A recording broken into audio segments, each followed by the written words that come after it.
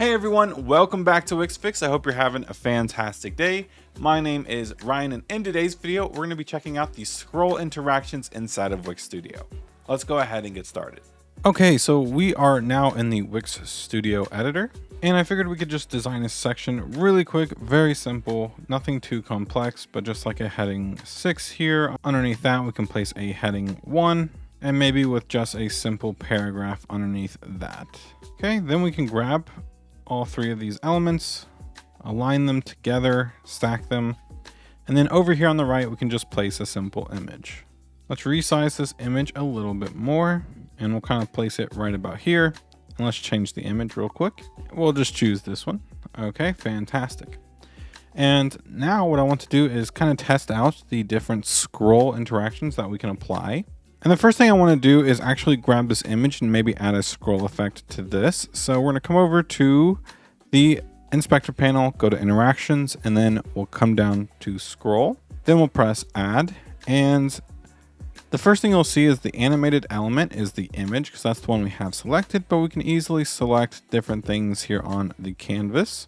We can also set the animation path to its design, so where it is currently, or from its design, which is where it is currently. So it's either going to animate from this position or it's going to animate to this position. And as you can see here, we have a ton of different options to choose from, a couple of them being Parallax and Reveal. If you remember from Editor X or even Wix, typically we can set the background scroll effect by one of the options up here in the classic editor, or in Editor X, we can go into settings and we can choose to set a parallax or reveal effect on top of it. That's not the case here in Wix Studio. We can actually set parallax as a scroll effect here. And if we go into adjust, we can even set the speed at which the animation actually happens. So if we go ahead and set this to 1, once we go ahead and press preview, here's what it's going to look like. And I think that looks pretty clean, to be honest with you. But I will say that that just kind of moves the image on scroll. So what we could do is easily just stretch the image to the entire section. And once we preview the section, now we'll be able to actually really tell the parallax effect here on this section. But if we don't have the image stretched like we had it before, when we press preview, the image just kind of moves. And I do think it looks pretty clean like this, because the way I was originally doing this effect was, instead of using parallax, I was using move, and I would move it manually. But with parallax, it kind of does that for you. But now let's just go ahead and check out reveal and see what adjustments we can do. We can reveal from above, from the right, from the left, and below. I think that's actually really cool. We've never had the options to choose the direction of reveal in both the classic Wix editor and Editor X. So I actually genuinely like the fact that we can actually do this. This is basically how it looks like right now. But of course we can further the adjustments by setting from above to the right. And also we can set the animation area, which is basically the viewport. So for example, maybe we want the animation or the interaction, to start a little bit later. So we can maybe move the starting point to 70%.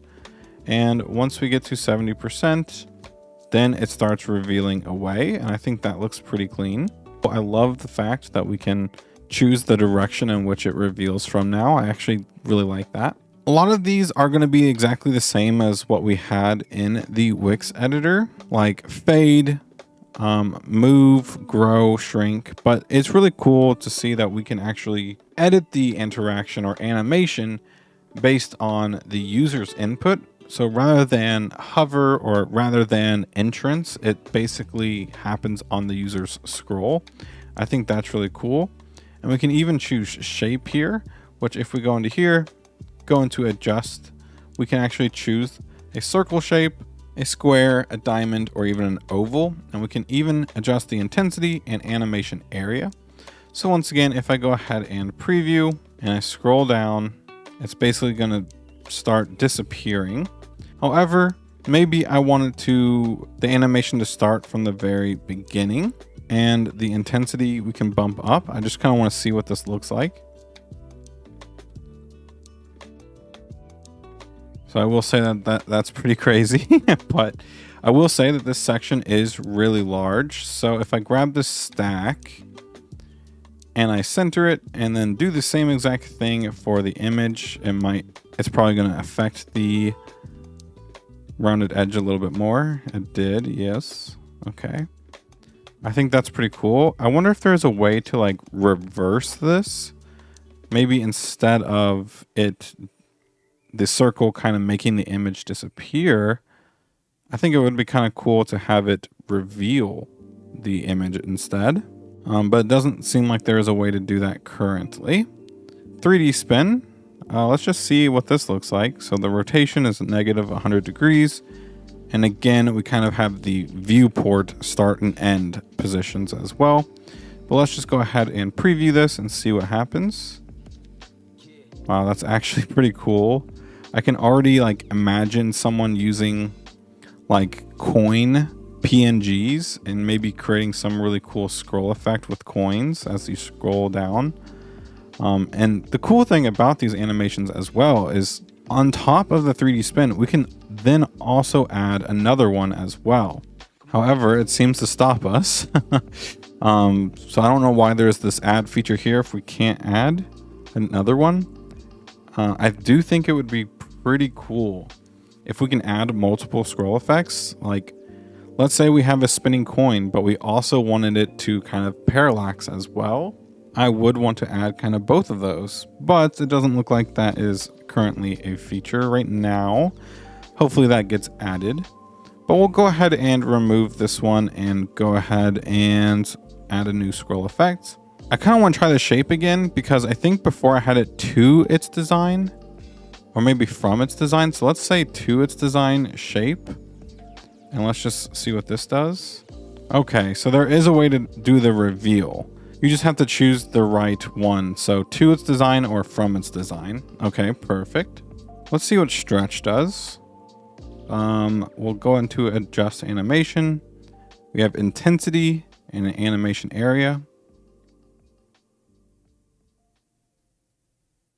Okay, I don't really see it doing anything, but this might be similar to Parallax where you really see the effect when it's stretched.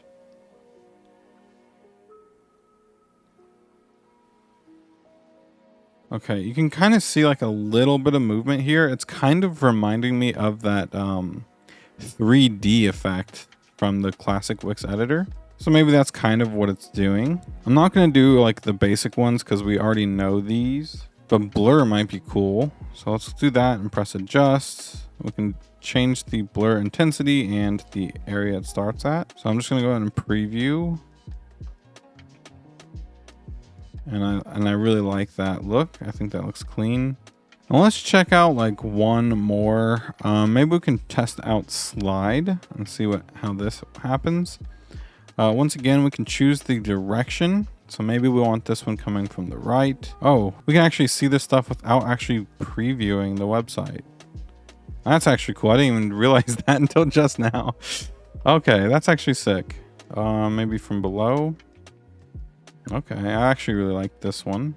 But yeah, I feel like most of these are pretty straightforward. The only things that aren't is kind of getting used to the new way of adding parallax, reveal, shape, and maybe even 3D spin. Might take a little adjusting to get used to.